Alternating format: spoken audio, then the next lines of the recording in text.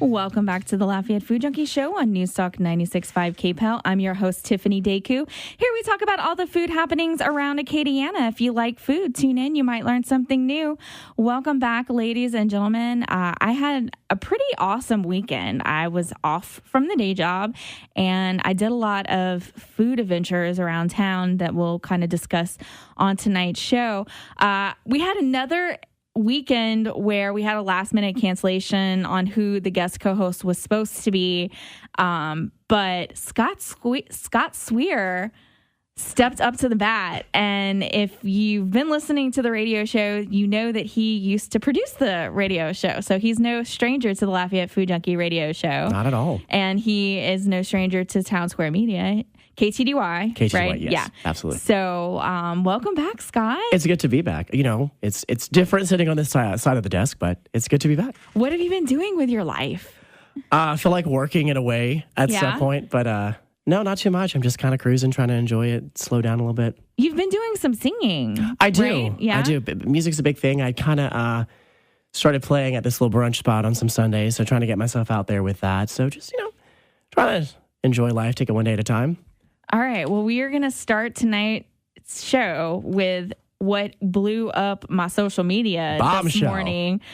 Coyote Blues abruptly closed. I believe that they told the workers last night that they were closing, and then they put a post on the door today. And a lot of people were shocked about it. A lot of workers were super angry because they weren't given notice about it. And everyone's kind of just like, why? Like, they were open for 14 years. I don't understand it either. Every time I pass by, they seem busy. So I don't know if this is just a business. I mean, obviously a business decision, but I don't know if... From what I'm hearing, because our location was the original location, that all of the locations have closed. So abruptly as well. Like, they abruptly closed. So a lot of people were angry, especially workers there, that they weren't given notice. Yeah, I had a friend that they were closing. Yeah. And I know that some restaurants do this, but the other side of that is, for instance, when Mellow Mushroom announced that they were going to be closing, I think they kind of gave 2 weeks. Yeah. They actually had to close earlier because the employees stopped showing up to work. And I think that might have a lot to do with it, too. I don't think either side is ideal, but I think it's definitely kind of a little, and it's terrible. But that happens a lot in the restaurant industry. Like, they don't announce that they're going to close early because workers just stop showing up. But I see the point, too, where if you're, a loyal employee and you just... Oh, I don't have a job after tonight. There's definitely some accountability on both sides. I mean, we should all be grown-ups about it. But I've never been in that position. I can't say if I knew that my job was going to be tanking. I know that is very common in the restaurant industry. Like, that's why, I've heard that's why they don't announce that they're going to be closing. Like, for instance, Mellow Mushroom did, because the employees will just not show up. Yeah, but then again, how do you want people to actually take that profession seriously if you continue to do things like that? What's going to make somebody want to be there? I mean, it's a terrible situation all the way around, but definitely didn't see that one coming. I feel like was that the spot where Red Lobster was, or was Red Lobster a little bit further down? Because I felt like that was one of the cursed spots in town. Because I think it was Red Lobster, and then it was this gaming restaurant shortly after that, and like restaurants were just like closing. And then Coyote Blues opened, and they were there for 14 years, so it kind of like broke the curse.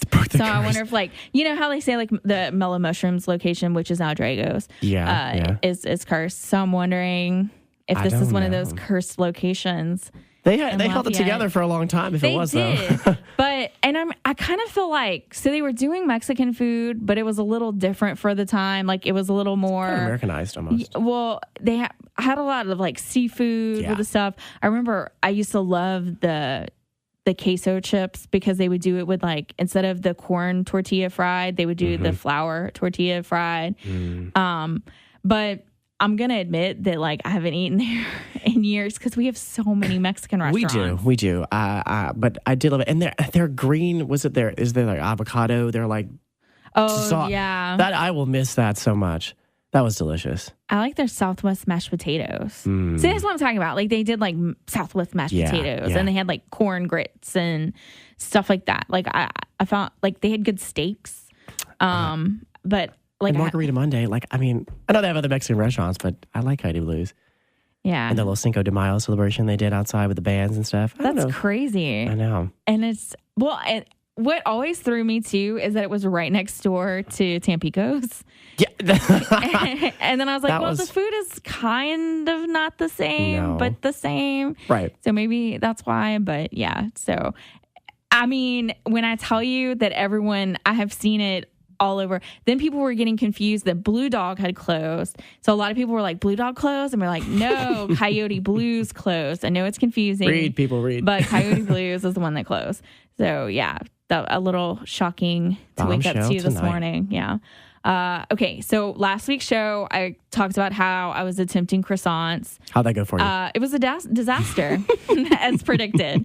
So me and yeast-based breads do not mix well. I have a problem with getting my yeast to rise. And being that we are having our 3 days of cold weather for the year, see, that's one of the good things about baking bread in Southwest Louisiana is that it's always kind of hot and humid, which is the perfect environment for yeast to rise. Well, I decided to make yeast-based croissants on a chilly day. So I turned the heaters on and everything to try to get them to rise. So they didn't rise. I didn't use the right butter. I used Country Crock instead of actual butter. Right? So that's right there. Because I actually mixed everything together Friday night, and then you could let it rest until for up to 4 days. So I just did it until today. So today, basically, I just had to roll everything out. Well, I did everything, and when I did the butter and flour, I was like, this does not look anything like it sounds like it's supposed to be in the recipe. So, and in my defense as well, the recipe book I got it from my grandmother, but it came with a food processor. It was a food processor recipe book. Oh, wow. So I was supposed to be making this in a food processor, but I didn't have a food processor. I was using my Kenmore mixer to do it. And I thought that it would translate the same way, and it didn't. But I used Country Crock. See, mistake number one. Down in the South, you got to do it. You do it the right way. Yeah. That was Lafayette's way of telling you didn't do it. Right. Mistake number one. Then I mixed up my yeast and everything, put it in there, took it out this morning, and it was freezing cold. And I'm in a super tiny apartment. Right. So you had to have this big space to put flour down, net it, net the dough, roll it out. I don't have a roller. Yeah, apartment kitchens are not conducive to cooking. I don't have a roller. I need to invest in one because I used the can of Pam as my roller. And I just put flour all over it, and it kind of worked. Scott, you might be onto something, but I don't know. It worked, but I was like, this is very difficult, and I'm investing in a roller. Where there's a will, there's a way. Roller pin. Yeah. Well, I kept getting frustrated because it was sticking. The dough kept sticking.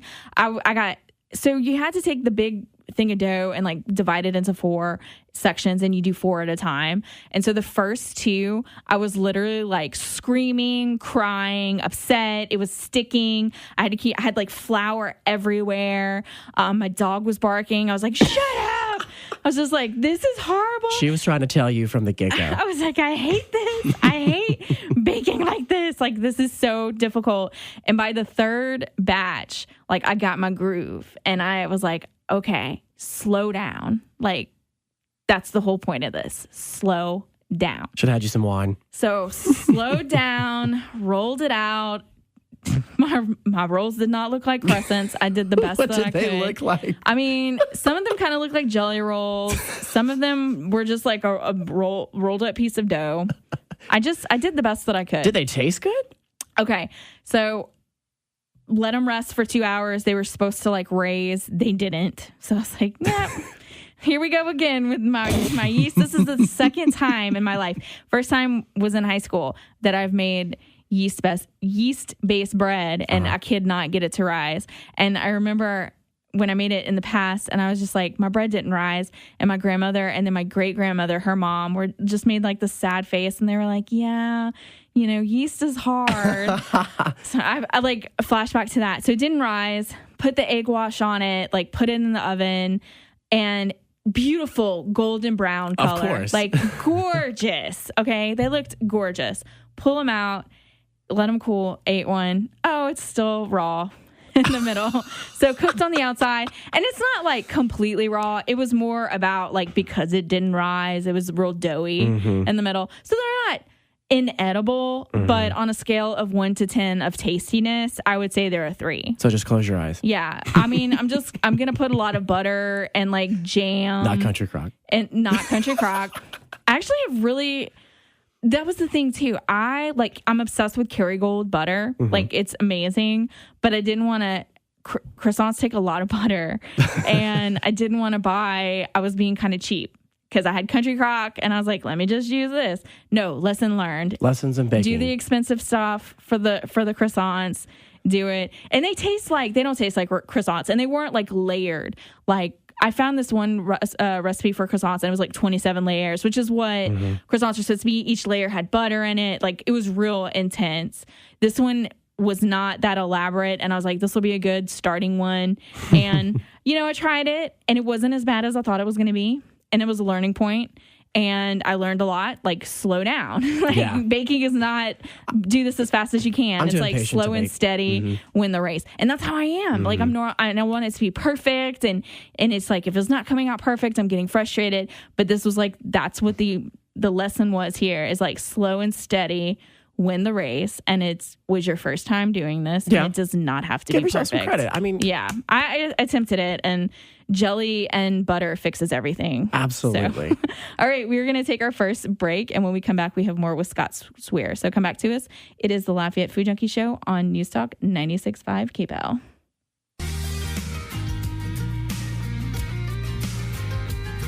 She puts the wow, yum into words. It's the Lafayette Food Junkie herself on News Talk 96.5 KPEL. Yum.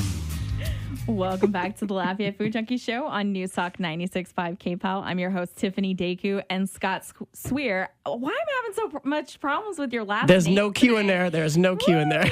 Scott Suire is joining tonight as guest co-host.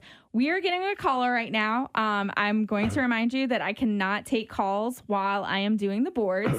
However, if you want to email me at Lafayette Food Junkie, and that's JUNKIE@gmail.com, I'd be more than happy to check that out for you and try to get your question or whatever you want to comment on the air. We'll do it that way. Sure. We got calls. Yeah. For a while, we were getting calls like all the time, and then it kind of slowed off, and then I figured everyone was watching the Saints game tonight. So awesome. That's pretty cool. Yes, absolutely. Please feel free to email. Okay, so I want to mention really quickly 2 cheap eats that I came across this past week.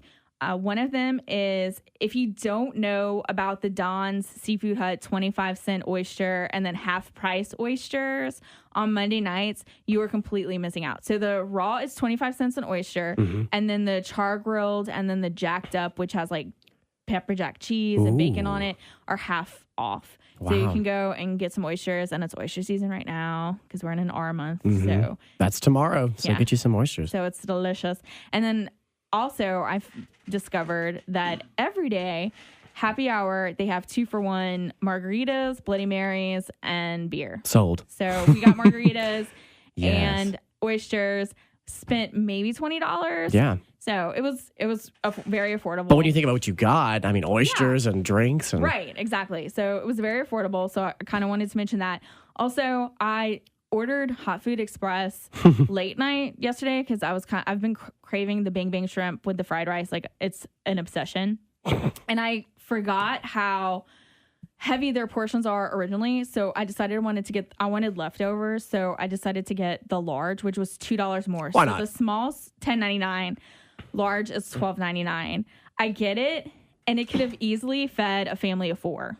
Does it come with a complimentary bulldozer to bring it home? Mean, like, I think it weighed 10 pounds. Like, when he Jeez. handed it to me, it was so heavy. I barely made a dent in it last night. I'm going to have food the rest of the week. Yeah. So for $12.99, that's, I mean, like I That's good said, value. 2 people could eat it and have leftovers, or you could probably feed a family of 4 with that for $12.99. That's very affordable. Deal alert. And Hot Food Express is like known for that. They're really cheap eats. Anything, the fusion fried rice, like the Bang Bang shrimp is where it's at for me. And I know that they just opened a new location and they have this rib that I've been seeing that the other location doesn't have, and I want to check that out. So Hot Food Express, if you haven't heard it. And it's Christmas season. I just want to mention that really quickly. If you're wanting something for the food lover in your life, me and a friend of mine went to Parish Brewing yesterday, and it was my first time going there. I love Parish. Do you really? I'm not the biggest beer drinker.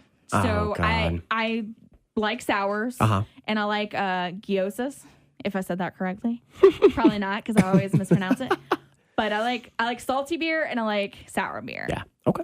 And they don't have that. So neither. So that's why I haven't been there. But I like their coffee stout the Rev coffee stout that they made. I like that. So we went yesterday because my friend was stocking up for after the holidays, and they had these really nice, they were like beer wine glasses is the only way to kind of explain them. It was like stemmed. It was really pretty. And I was like, oh, I want one of those. And she bought it for me as a Christmas gift. So she was like, oh, when we drink beer, because she's very into beer. So she's like, when we drink beer together, we'll have something to drink it with. So I took it home, and I had taken the tart side of the Tesh, which Bayou Tesh Brewing made, and it's their sour beer. And I had it at the brewery, loved it, took a 4-pack of the bottle home. Yeah. Didn't taste the same in the bottle. Wasn't feeling it in the bottle. Took it, poured it in that glass, completely changed the taste of the beer. Nice. And I was amazed at how it works just like a wine glass. Literally a wine. The sun came out. And my friend was telling me that. She's like, yeah, depending on what kind of beer you're drinking, that's the different kind of glasses that you would use. So big learning lesson for me. So if you're a beer lover in your life, beautiful glasses. I got one that had a moth on it, which is supposed to pair with their beer because they have I think it's the Opus. If I'm remembering correctly, the Opus beer. It's okay. Goes with that. But it was pretty. I was like, I want the one with the moth on it. That's what I want. Okay. So it worked, and I loved it. What a neat gift idea, though. Yeah. Or you could easily go get them some of those stemware and then a 6-pack of beer. I'm down for that. What guy wouldn't love that? Absolutely. Yeah. So there you go. And then also another gift idea. Went to the farmer's market at Munkus Park yesterday, and how was that? It was great. I got to have my favorite biscuit at Blanchard's Barbecue. That's my favorite biscuit in town. They have Murphy's Chocolate is a new vendor.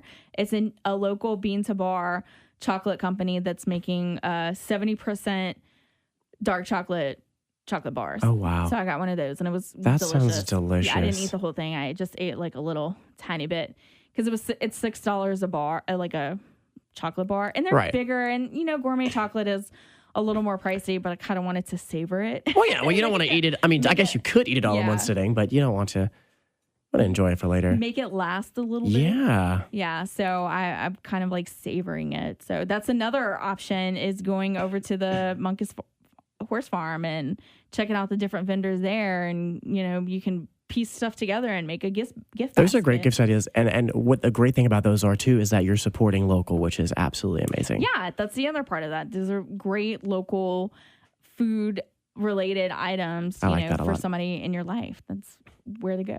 Absolutely. Also, I got to check out Porch Wine and Gravy is a food blog that has recently started up in Lafayette. I saw that today. You posted about it. I checked their page up. So Jolie Moe and Lucius Fontenot are behind it. Jolie Moe it's kind of her recipes and her story, and Lucius Fontenot is taking these beautiful photos for it. So they've been doing that, it's been her recipes. Well, she's been doing pop-ups around town, where she's been cooking, and she's been doing so. In my opinion, she makes the best rice and gravy dish in the city. Oh, I bet you have some people in their grandma's about to come out now. Right.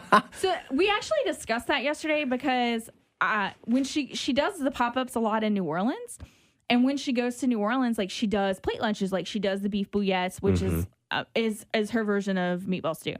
So she does that there, but when she's been doing kind of Asian inspired things here. She did a yakamain here, and then the one yesterday she did this Eastern European. It was like this potatoes cooked in lard and bacon and onions. It was like a smothered potato. It was delicious.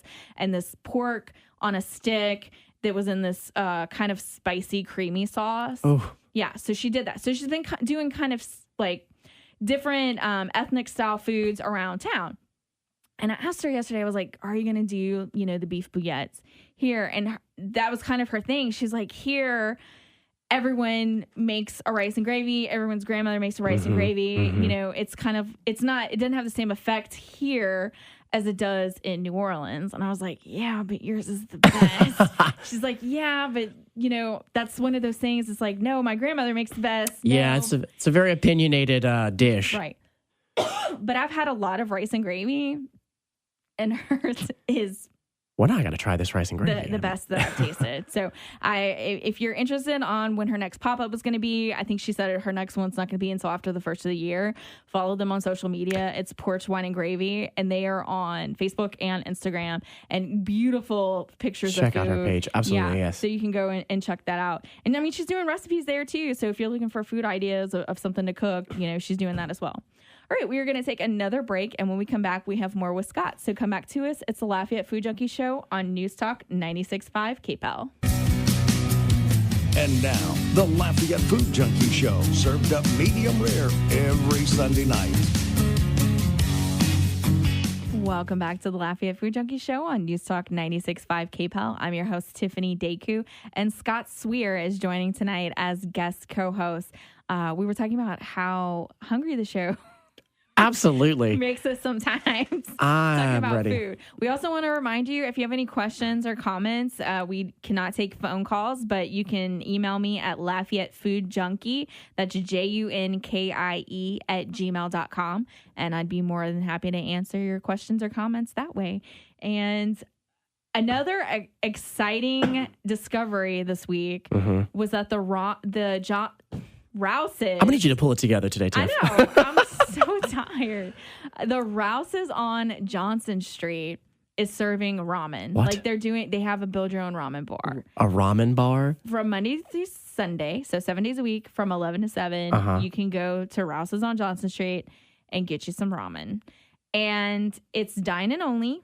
Okay. I'm wondering, because a follower went and had some and said it was enough to serve 2. I'm wondering if you can't finish it, if they'll let you take the rest home that way. Right. But yeah, I think they have like 4 different styles. I didn't really get to look at the menu. I just saw the little flyer in the store, but big announcement. Ramen's coming to Lafayette. Yum. We asked for it as enough, and people are starting to respond. Thank you, Rouse's. I wonder if they're going to get a lot of people. I almost went today, but then I had so much Hot Food Express left over. Right. I wonder, I wonder what's their price point? That's is it by pound thing. or? I'm wondering if, I feel like, okay, so everyone says ramen is super cheap, and a lot of the places that when they do have it in town are overpriced. Right. I feel like if it's under $10. Yeah. Or if it's, I feel like $10 is reasonable, but I feel like people would think that when you can get ramen in other places, it's supposed to be cheaper than that. So right. Like $8. But I feel like if it serves 2 people, it's $10. That's $5 a serving. Yeah. I think that's pretty darn good. And you're getting better. I'm sure you're getting good quality stuff. It's not, like the packs of ramen that you pick up for $1. It's like good quality. So right. you get what you pay for. So it's not. It looks, because the follower posted, if you go on the Lafayette Food Junkie Facebook page and you find that thread, the follower that went and had it posted a picture of it, and it looked like what you think restaurant quality ramen looks like. And you're probably getting actual pieces of chicken or whatever you have in it, like actual meat. It's not just, so I mean, when you think about stuff in like pho and stuff, I mean, it's almost this, it's not the same thing, but it's a noodle soup. So that's I think that's price point would be good for it. Yeah, like I think it's decent. So yeah. We'll see. If they have Wi-Fi, they have a nice little dining area. If they have Wi-Fi, that might be my study spot. I was about to say college kid's dream. I think somebody had mentioned that they did. I was like, does anyone know if they have Wi-Fi? Because I will be over there. I think in most 2 places minutes. have Wi-Fi these days. Yeah, so I definitely want to go and check that out. Can anyone confirm? Does Rouse's have Wi-Fi? Does Rouse's have Wi-Fi? Also, this past week, I noticed that there is a return of food truck roundups. It's not where it used to be in Park Lafayette. The location is kind of changing, and it's kind of hard for them to get the word out. But if you follow the different food trucks on social media, they've kind of been posting it. And they had a little one, I believe it was Tuesday night, and it was in the parking lot of the Albertsons at Congress and Ambassador. Oh. And I think the other location that they've been doing it is the Target on Ambassador and Settlers Trace. I like that. It's easily accessible, a lot of parking. So there was about 4 trucks. Wasn't a big crowd because I think, like they said, they're having trouble getting the word out. So they're trying to figure out how to do that, but they're kind of trying to get it once a month, once or twice a month at the different locations, and that they'll be at night. I like that. I've seen there's kind of been a food trucks have kind of like, they kind of died down a little bit.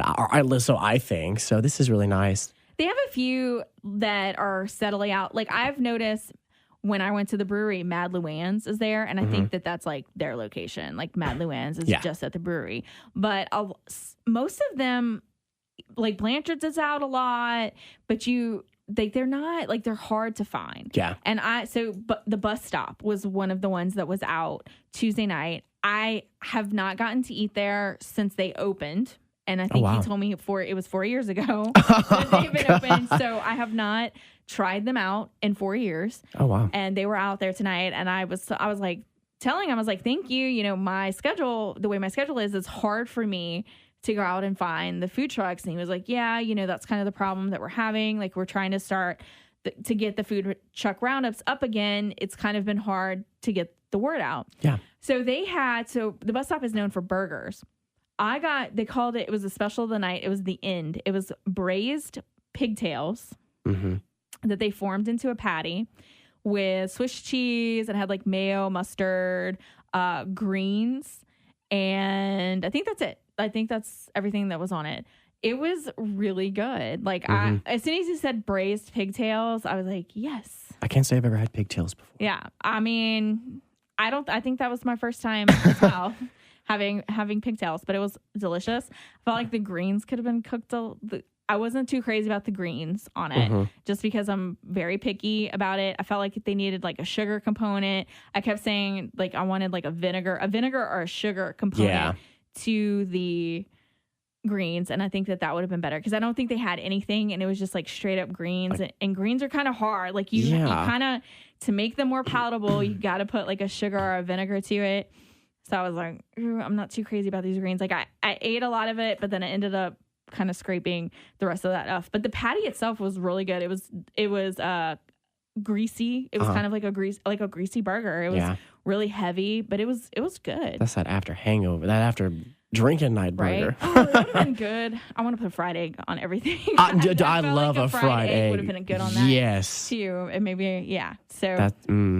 But they have another burger that they're known for, and I think it has like pepper jelly on it and like maybe cream cheese. I don't know, but I love pepper jelly and cream cheese. I've been wanting to try them, so I made it a point to go out there that night. So if you're interested in the food trucks, you kind of have to watch them on social media. That used to be like a big thing too. When Zach Doey's was co-host on the show, and he had a food truck, and we would argue about that all the time. That from my perspective, it was kind of hard to find them. Yeah. And I was like, you know, I'm covering food, so I'm purposely looking for you guys. And sometimes even still, it's hard for me to find you. And his point would always be like, no, it's not. Like, you can go to our page on Facebook. You can go to find us that way. And I'm always like, yeah, but if somebody's hungry, they're not going to like go through all these hoops to try to find where you're at. What I think would be cool is, I mean, of course it would be someone, you know, who would do it on the side. But if we had somebody who followed all the pages and actually made like a social media site that posted or listed where these places were going to be. That's the other thing. And so many people have tried to do that, and no one stays up with it. So it's like it goes, and then that doesn't even work either. So I don't know how these food trucks get the word out unless they stick with places that like businesses, like huge corporate businesses and just go there. I know a lot of them started going to like apartment complexes, which is really cool. They need to come to mine, just saying. But yeah, so they've been trying to do different things to get the word out, but it's just hard. And people have tried. So I don't know what the magic Well, it also it's also good, it takes community help. If you follow your favorite, food truck on social media and you see they're going to be somewhere, I mean, just click share. It takes 2 seconds. We have to help each other. So yeah, maybe that'll be the thing. I don't think there's a perfect solution. I think it's cool that they're doing this. I think it's cool that they're doing them at night. Absolutely. Well, definitely. I'm hoping that they pick up more because when I went, there was no one there.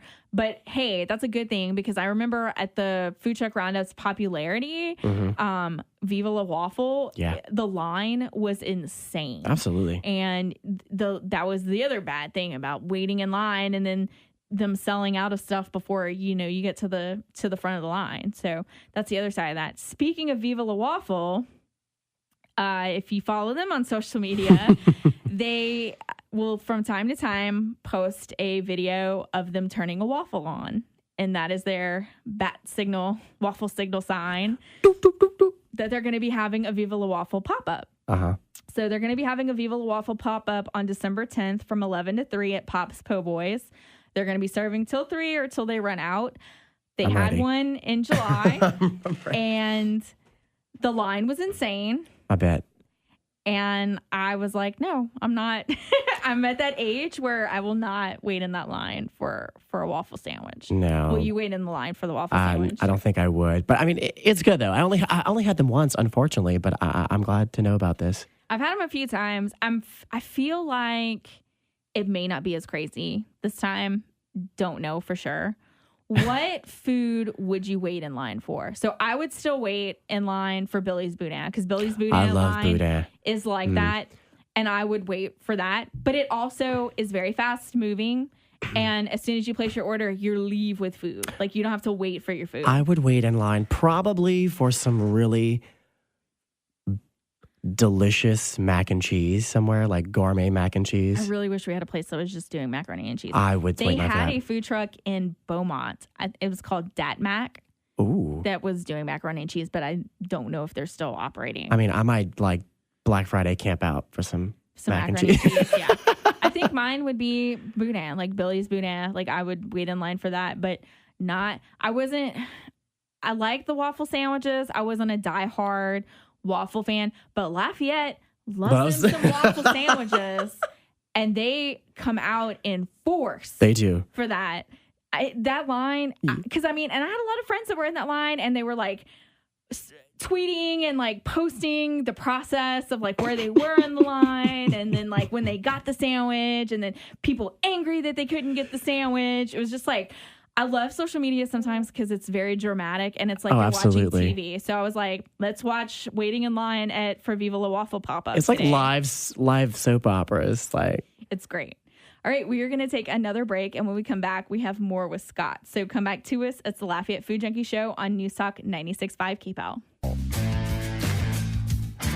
Welcome back to the Lafayette Food Junkie Show on News Talk 96.5 KPEL. I'm your host, Tiffiany Deku, and we have been talking with Scott Suire tonight.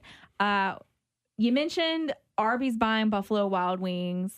We were talking about buyouts, so let's talk about that a little bit. I didn't see that coming. Is Arby's even still a thing? Like, I mean, I know it's a restaurant. Are they even still relevant? I mean, maybe up north, but when I saw that, I mean, Buffalo Wild Wings is a pretty big brand, and I'm just worried. Like, do they know about wings? Like, do they? I wonder if they're going to put wings on their menu now, because I feel like every fast food restaurant now has wings. It's a thing on their menu. Mm-hmm. But you're right. Like, Arby's, I feel like is not that big of a company to buy Buffalo Wild Wings, which is a very popular company. But let's look at Lafayette. So I feel like Arby's and Lafayette we only have one. Yeah. Right? We used to have two. We only have one. And I don't see a lot of people there a lot of times. But I'm not going to lie. I love me some Arby's. Mm-hmm. The curly Q fries, the Jamocha almond shake, they're on waiter now. It's kind of hard to get in and out at that location, but you can waiter that. Right. So that's an option. But the Buffalo Wild Wings in Lafayette is super packed. Absolutely. Very popular. I think it's one of the best one in the nation, like the best producing ones in the nation. So just from that perspective, I guess that's where we're getting from it. But maybe Arby's is very popular in other areas. I'm guessing so, but I'm sure it's going to be a good move financially in the long run because Buffalo Wild Wings, like you said, is great. And I mean, everyone loves sports down here, and you go to Buffalo Wild Wings to watch football and drink beer. Arby's put a venison sandwich on the menu, and I don't know how I feel about that. I don't feel anything about that. So my thing is that I grew up eating venison, but it was wild. Yeah. And I know that they have, the only way that you would be able to get it to sell in a restaurant is if it was farm raised deer. And I don't know. I feel like that's going to taste weird. Well, yeah. So I don't Depends know. how they feed them. It's fake deer. Fake. This is some faux deer. I feel like it's a genetically engineered doe. Bambi. They genetically engineered Bambi. Santa wants his reindeer back. To make the sandwich, and I don't know how I feel about it. Now I want a Jamocha almond fudge. I'm sorry. They used to have these home style sandwiches too on the menu. I don't know if they're still there. That were delicious as well. But they do some stuff. But I like a good curly fry though, so I can see that. And we were talking about you were worried because you're obsessed with Popeyes when Burger King bought Popeyes, and you said it's pretty much still the same. So Burger King is not my most favorite fast food. I don't eat fast food a lot to begin with, but Burger King, I just think their burgers are super sloppy.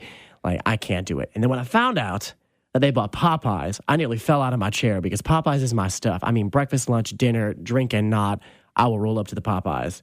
And I was worried about that. I mean, Burger King does burgers. I mean, they have chicken fries, but that is nowhere near the level. Right. And so, but surprisingly, there has been no change. And I saw that they were like going to, everyone's on this, like, I'm not genetically, there's no antibiotics in the chicken now. Anyway, but apparently their chicken's supposed to be better quality soon. But I was worried because I love me some Popeyes. And it's been consistent. So biscuits still suck though.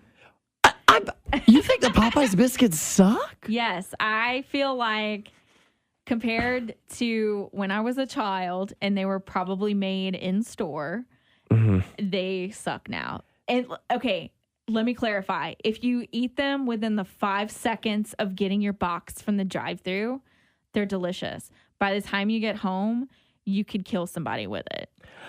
Yeah, maybe, but I've even nooked them the next day, and I think they're good. You drizzle some honey on that.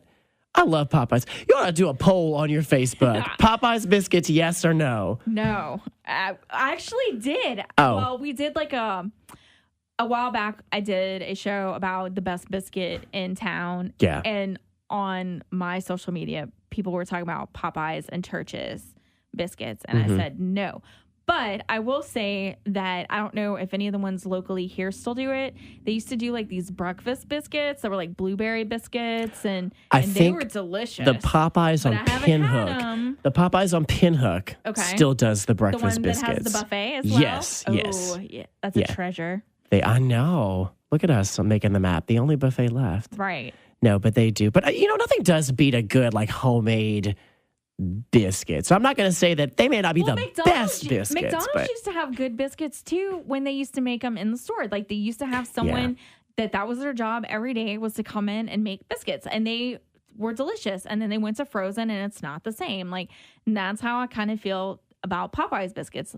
They're not the same. If you eat them when they're piping hot, when you first get them, delicious. I can see that. By the time you get home, you could kill someone with them. Like, take them away from your kids. They could throw them at each other. Someone's going to lose an eye. Like, it's just, it's not good. Becomes a deadly weapon after 30 minutes. Right. No, I agree with that. They're not going to be like, Edie's or nothing like that, but I can see that. But yeah, so that's my two little buyouts for this week, and I was very shocked. And then Coyote Blues closed. What is going on in the food world? I don't even know. I'm worried about it. I know. I always get worried when restaurants start closing because I'm wondering, and just with how the economy has been in town, like I feel like more is coming, and then I'm like worried about the mall. Like I'm worried about. There's been a significant mall since Sears, and I work in the mall. Like since Sears is closed, like it's it's kind of sad. Like I agree. Yeah, so I'm a little worried, especially with that being one of the anchor restaurants for the mall. Well, I'm sure a lot of people are online shopping now, so they go to the mall less. And so all those restaurants that were, that was, I'm sure, prime real estate. In 20 years, that was like prime real estate because everyone shopped inside, but now everyone shops online. So we talked about how cursed location, but yeah. Oh, yeah. Well, they should Red probably... Lobster. I think it was Red Lobster at one time. I think that's the same location. Well, I mean, they said that the Mellow Mushroom location was cursed, but I think it might be the same owner. He just wanted to do a different concept. Is it owned by the same people? I think he just did the Dragos. I'm not sure, but who knows? And then I hear we had Thanksgiving last week.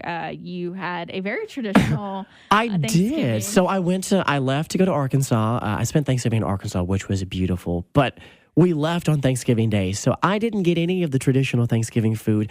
My friend Paige did. She did have Thanksgiving with her husband's family the night before. She brought me my sweet potato casserole because that's my favorite. But I had the Waffle House on Thanksgiving. That all-star breakfast came in clutch with that waffle. But no turkey. I almost went there Thanksgiving night because I was hungry, and there's not a lot of things. Waffle House never. Speaking of Waffle House, I was reading somewhere, and this could be a fake news story, so who knows?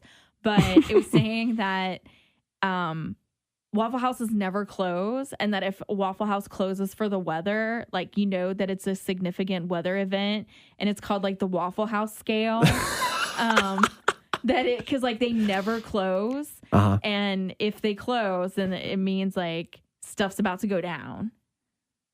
If I ever see a Waffle House blacked out, I'm rolling out. Yeah, I gotta hightail it. That's what it said. And then there was a news story this week that this guy went into a Waffle House, and the only worker that was there was sleeping, and so he just decided to make his own breakfast. I did see that. Yeah. Can you? Would you do that? Would you have the nerve to do like if you walked into a Waffle House? No one is in there. There's only one worker, and he's sleeping. Like, what would you do? I feel like, it's breakfast food, so why would you? I'd go home and cook. Would you really? You just leave? You'd have to be audacious to just hop behind the counter. I would make my own food. I would do it. Where's the butter? I'd be like, hey, I'm just going to make my breakfast. If you want to keep sleeping, that's cool. What do you do? Just leave the money on the counter? Yeah, and just pay him, but I'm going to take a cut, like what I would pay hourly to do this food. Customers would just start you start throwing it down. Pay for my meal. Then I'm working to pay for my meal. I'm taking a cut. I'm pocketing that money. You shouldn't be sleeping on the job anyway. So that must be like a super slow Waffle House to only have one worker, because I know around here in the middle of the night, like they're packed. Yeah. Like especially when the bars and stuff close.